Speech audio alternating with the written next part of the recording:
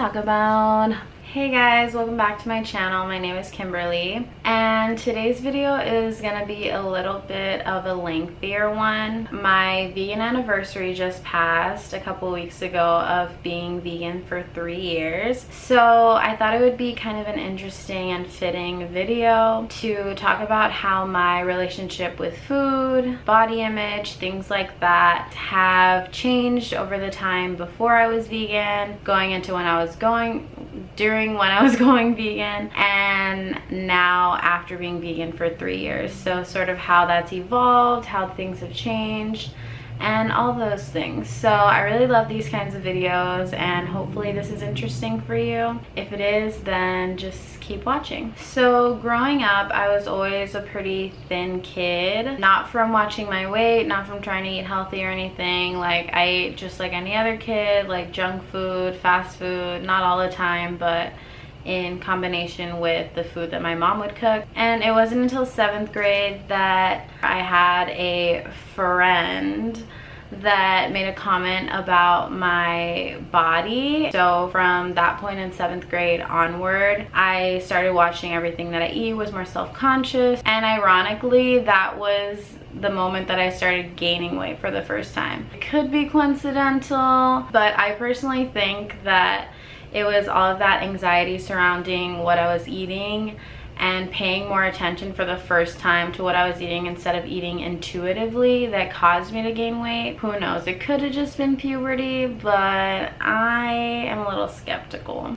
And so it was from 8th grade into my first year of high school that I started minimizing my portions. I remember my freshman year of high school mentally noting that I could eat the fruit at lunch, but I shouldn't get like chips from the snack bar. So towards the end of sophomore year, going into my junior year of high school, that was probably when those habits became worse. And I started to become really obsessive about what I was eating, about what my body looked like. I began to run a lot because I was trying to, you know, Google like what's the fastest way to lose weight, and everyone was like cardio, cardio, cardio.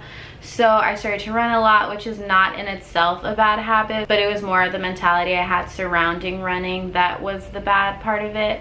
So I would run almost every single day, with literally wearing like a trash bag under my sweatshirt just so that I could sweat even more and lose even more weight. On top of that, I started to eat really tiny portions of food. I was basically starving myself, and so my body just was requiring more food, and I had these like impulses to just eat a ton of food because that's what my body felt like it needed, because it felt like it was starving. At the time I didn't know that I had a binge eating disorder. It was only until later, which I'll get into. That's essentially what would happen, and I would eat large quantities of food when I just like couldn't take it anymore and I felt so hungry. And this sounds like something that happens to everybody, but it's entirely different than just overeating. I feel like you can only entirely understand if you have had a binge eating disorder, like what those feelings are. But there would be times that I would eat like such large quantities of sometimes healthy foods even. It didn't really matter what the food was. That wasn't the problem part of it. The problem was how much of it I was eating and the mentality that I had around it. I would sometimes eat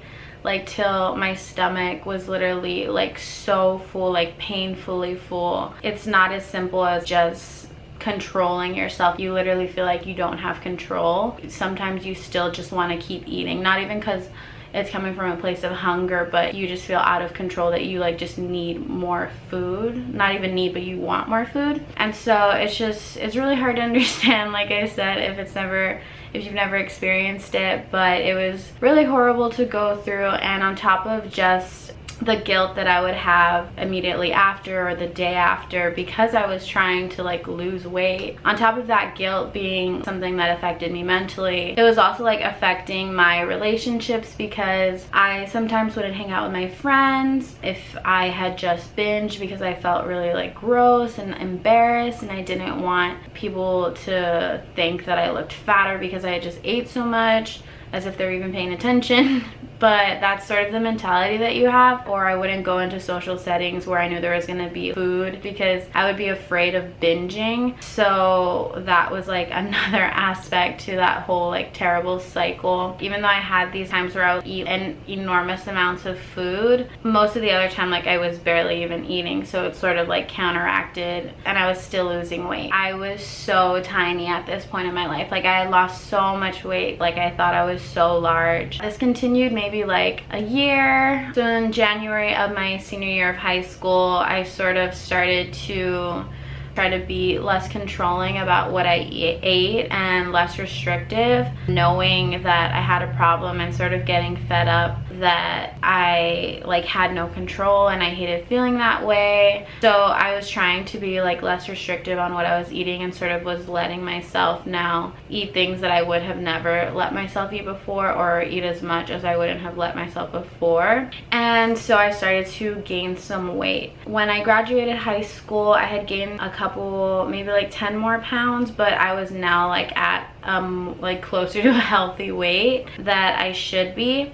That was sort of what I felt was necessary to get myself out of that horrible cycle. So now we're getting into my first year in college. And at this time, like I said, I was sort of kind of recovering from my binge eating disorder, but I wouldn't say I was like entirely over it. Into my first year of college, I started also in efforts to like entirely recover, looking up like YouTube videos and people online that like have recovered from eating disorders, or like looking up things like food addiction, stuff like that. And I think that was like the first time that I put a name to what the problem was, and discovered what a binge eating disorder was, and realized that that's what I had. That was kind of helpful and gave me a little bit of hope, like watching videos of people that said like that they used to have the same problems that I did, and then like they were so much better now. So through that, I found so many people on YouTube talking about this book called Brain Over Binge, which I've mentioned before on my book suggestions video. And actually, I don't know if I finished the book. I think I read like half of it. But if you are struggling with this kind of a thing, I definitely recommend it. But at the same time, like it can be triggering to read. So just a warning there. But I came across this book and it helped me so much understand like, you know, why this is happening to me and how I could get better. And though I was already recovering, like it also just helped me become even more relaxed with what I was eating, like realizing that that was the only thing that was kind of gonna help me get out of this entirely.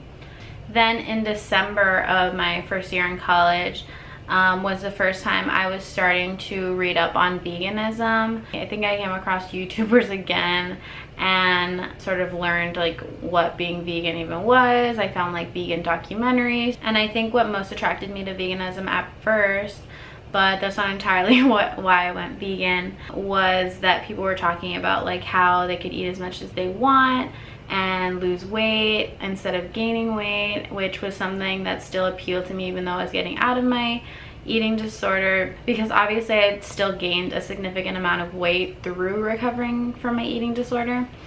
And if you're interested in like why I went vegan, all of that more specific, then you can watch my vegan tag video, but I'll just skip over that. So yeah, so I eventually went vegan, long story short, and it was honestly the first time in a long time that I became excited about food again and not scared of it.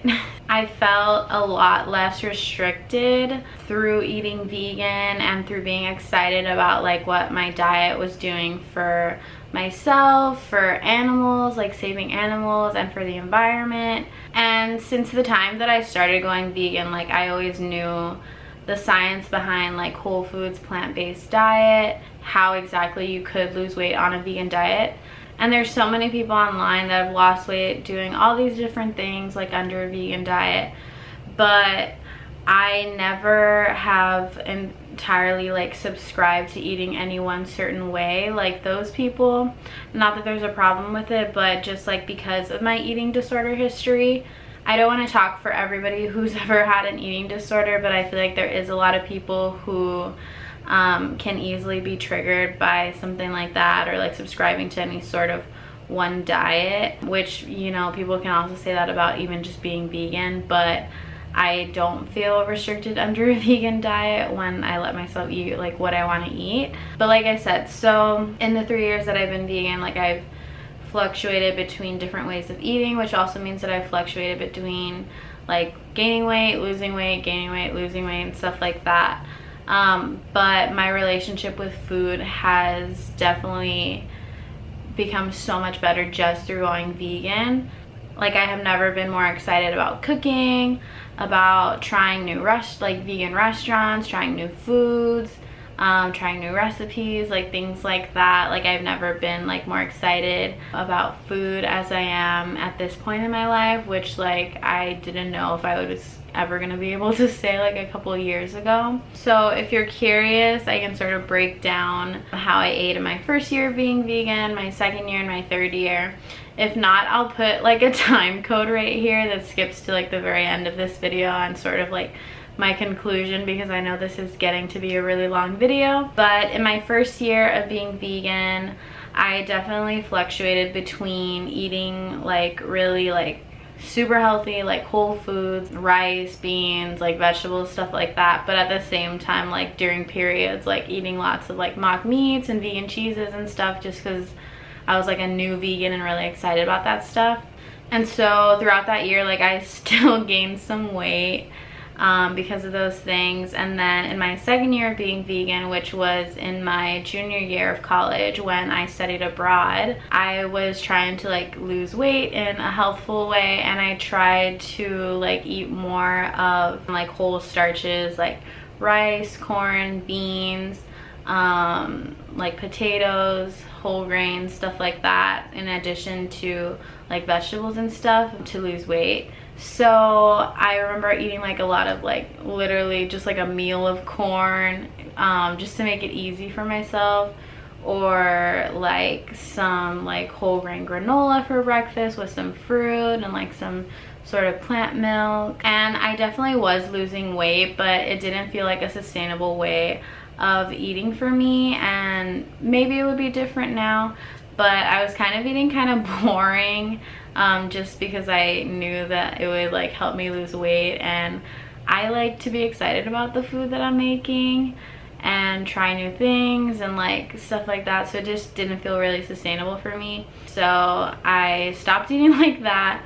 And then in my last year, like this past year of being vegan, a large majority of that was my senior year in college. It was such a stressful year, and that meant a lot of my time was spent at school, like trying to get through my senior thesis research project.